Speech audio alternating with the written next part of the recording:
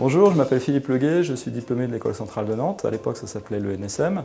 J'ai donc un diplôme de mécanique et d'informatique, mais j'ai principalement travaillé chez les éditeurs de logiciels, où j'ai eu l'opportunité de faire du recueil de besoins, de la préétude, de la conception, du développement, du test, de l'intégration, de la mise en production, du support client et de la formation. Bref, une connaissance assez complète de tout le cycle de développement.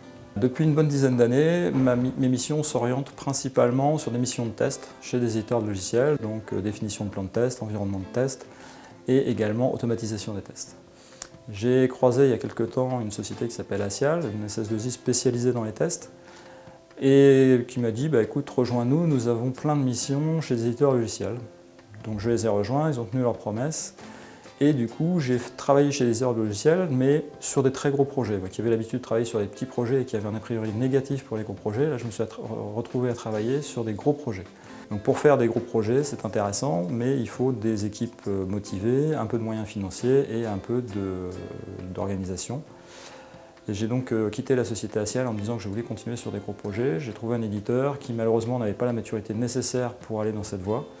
Et donc pour suivre mon projet professionnel, j'ai décidé d'avoir une mission de type consultant, partant du principe que lorsque vous avez un consultant, en général vous respectez votre contrat avec lui. Donc dans mon cas, ce que je cherchais, c'était des missions de test, de plan de test et d'automatisation. Et donc j'ai cherché des missions dans cette voie-là et j'ai eu la chance de trouver des missions qui de plus ont été respectées et donc j'ai pu atteindre mon objectif professionnel.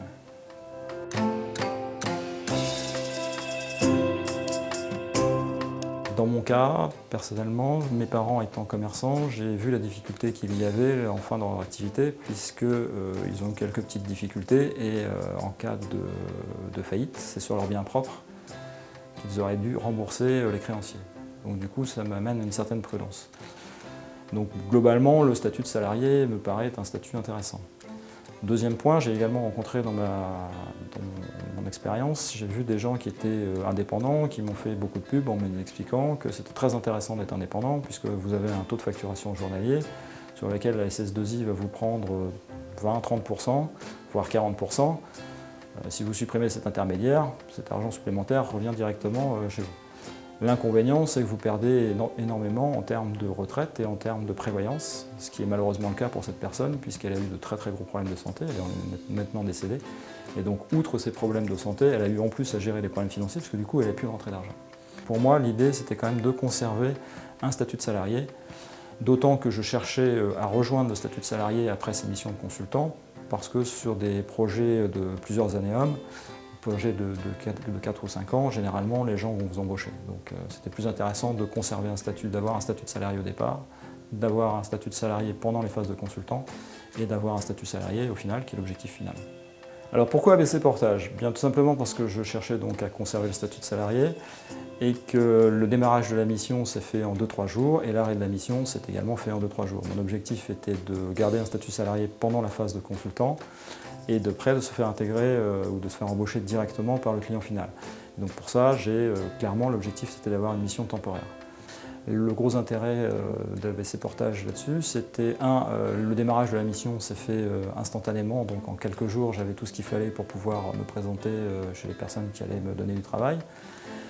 Et pareil, l'objectif étant de se faire embaucher au final par le client, lorsque ça s'est présenté avec ABC, ça s'est passé super bien tout de suite, etc. Le deuxième avantage, c'est que évidemment, je suis un petit peu âgé, j'ai donc une famille, j'ai donc des enfants en études supérieures. Lancer une activité libérale ou indépendante nécessite une mise de fonds que je n'avais absolument pas prévue dans mon plan de parcours. Donc du coup, ABC Portage a la possibilité de vous faire une avance de frais et donc de vous offrir à peu près le même statut qu'un salarié standard, donc avec une rémunération régulière tous les mois.